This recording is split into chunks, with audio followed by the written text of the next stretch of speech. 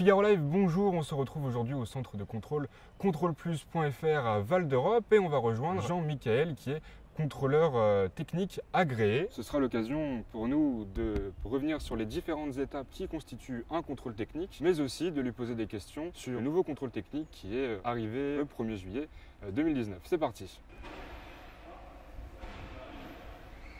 Bonjour.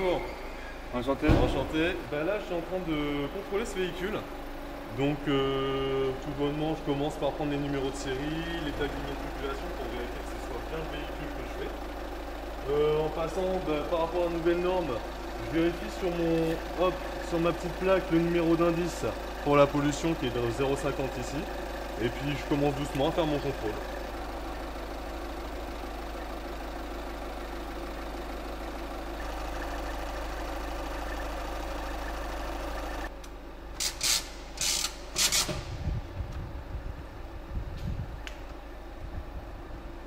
Donc maintenant l'identification est terminée.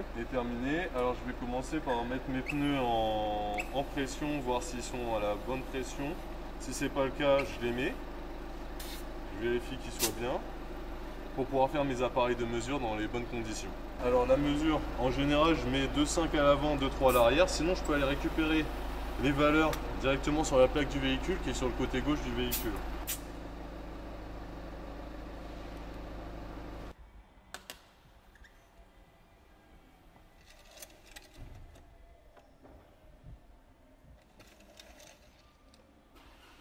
Là, je regarde, je vois que mon niveau d'huile il est bien. Je suis pas trop haut, je suis pas trop bas. Donc je vais pouvoir attaquer ma pollution. Donc c'est ce qui a changé le 1er juillet du coup. Non, ça faisait partie déjà des anciennes normes, parce qu'un moteur où il n'y a pas assez d'huile ou qui a trop d'huile risque de s'emballer rapidement.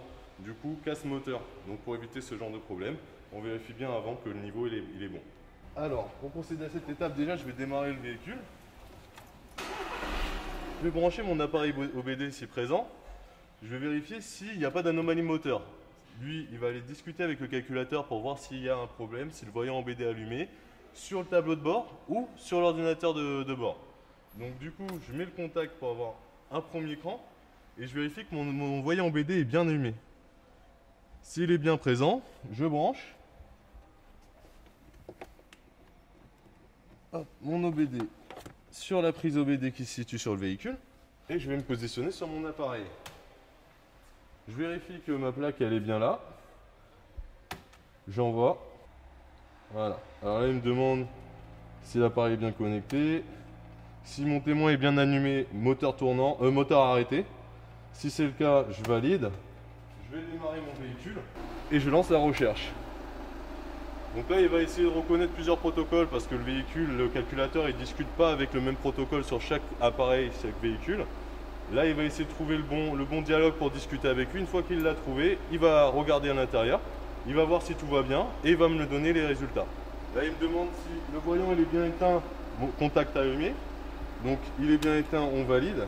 Et là, on a accès aux informations sur lesquelles il y a bien que mon voyant est allumé, contact éteint, moteur tournant il est bien éteint et sur le calculateur il est bien éteint. J'ai aucune liste de défauts, même en mineur, donc ça veut dire que le calculateur est bon. Je passe à la pollution. Alors, je vérifie si mes informations elles sont bonnes, si tout va bien j'y vais. Là par rapport à la nouvelle norme, j'ai une ligne qui me dit véhicule spécifique avec le coefficient d'absorption qui a été reporté depuis la plaque du moteur. Donc on est bon, on est à 0,5, on envoie. Et maintenant il faut que j'atteigne les 80 degrés afin de pouvoir faire ma pollution.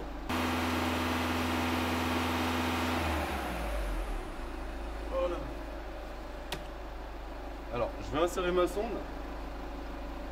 dans l'échappement pour récupérer les valeurs. Alors normalement si tout va bien, je vais devoir faire 2 accélérations à une certaine vitesse. Alors là, c'est une voiture allemande. Donc l'accélération va être bloquée à un certain nombre de tours. Lui, par rapport à ce nombre de tours, il va calculer les rejets des gaz et voir s'il y a trop ou pas assez d'élimination. Voilà, le test est terminé. Alors là, on a notre écran. On voit bien que les 2 accélérations sont nettement inférieurs à la limite le maximum d'opacité, le véhicule est bon et il passe. C'est cette limite-là qui a été changée du coup? Qui a été changée. Et cette limite-là varie selon les véhicules. Il y en a qui ont une plus haute limite, il y en a qui en auront des plus basses.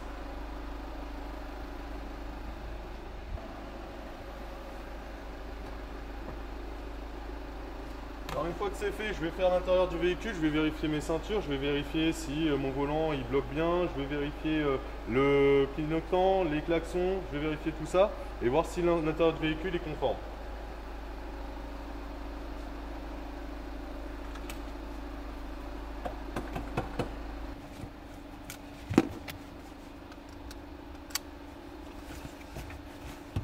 S'il tient bien, si les vérins le maintiennent en l'air, si tout va bien, c'est bon.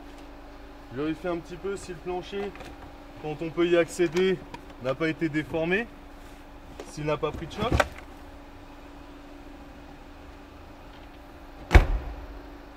Les portières, si elles sont bien en place, si elles s'ouvrent bien, si elles se ferment bien, les vitres, si elles tiennent.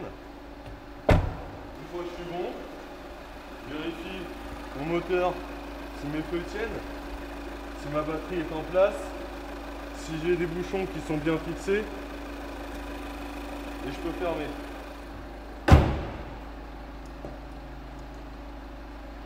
Alors là, je vais vérifier la hauteur des feux. Pour ça, je vais m'allumer en phare. Je vais mettre mes anti-brouillards s'ils sont présents. Et vérifier si ma molette de hauteur de feu est bien à 0. Là, étant donné que ce sont des feux de xénon, ils se règlent automatiquement par rapport à la hauteur de la voiture.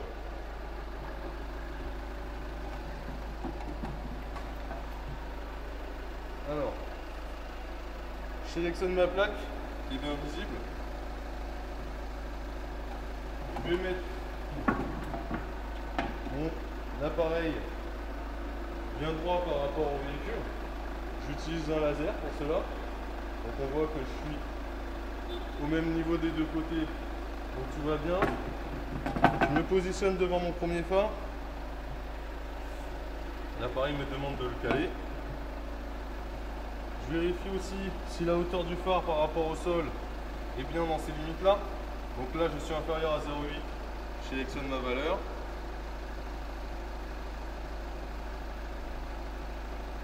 Là on constate que le phare rentre bien dans la plage demandée,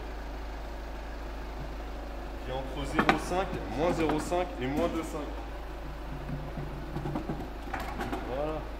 Maintenant je vais passer au freinage. Je vais calibrer mon appareil. Toujours je sélectionne ma plaque. Alors là j'ai différentes positions. Je peux faire une contre-visite sur un certain type d'appareil ou je fais mon complet. Je sélectionne complet. Je vérifie si mon frein à main c'est un frein à main électrique ou un frein à main normal. Là c'est un frein à main normal. Mes informations sont bonnes. On peut commencer le freinage. Et donc là les informations qu'on voit là-bas, Voilà, alors elles sont enregistrées? elles sont enregistrées, elles sont envoyées à l'ordinateur et elles sont calculées alors par rapport au poids du véhicule et à la force de freinage. Et ça doit arriver à une certaine valeur pour pouvoir être accepté.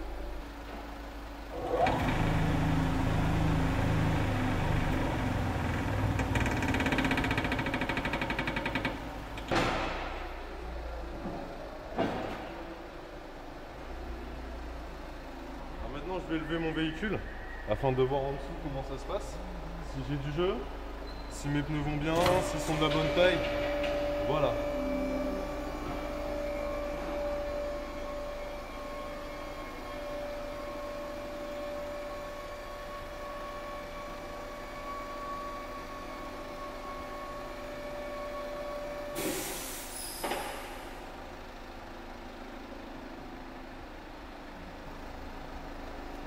Alors là je vais vérifier si mes plaquettes sont bonnes, si mes 10 de fin sont pas trop creusés.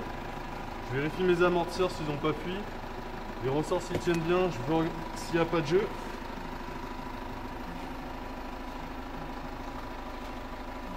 Si la roue en braquage elle tourne bien, je regarde mon flexible, s'il n'est pas troué, perforé. Je fais également attention à mes pneus, je vérifierai si c'est les bonnes marques sur le même essieu, s'ils ne sont pas trop abîmés. c'est la bonne taille.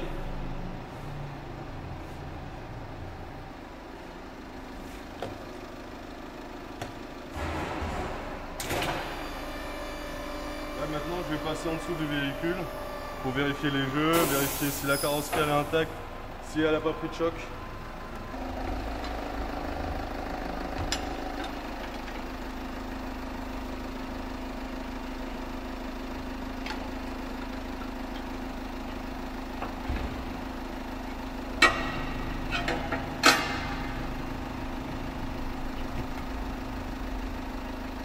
Vérifie si mon échappement est étanche, si les chicanes à l'intérieur du silencieux ne sont pas mortes. Vérifie le jeu.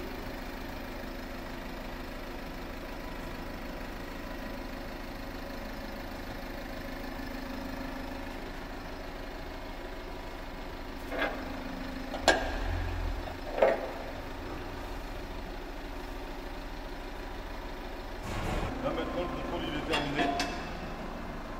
Je vais descendre la voiture et rendre la voiture à son propriétaire en lui expliquant chaque défaut. Est-ce que celle-là présentait des défauts? Celle-là, elle est toute propre.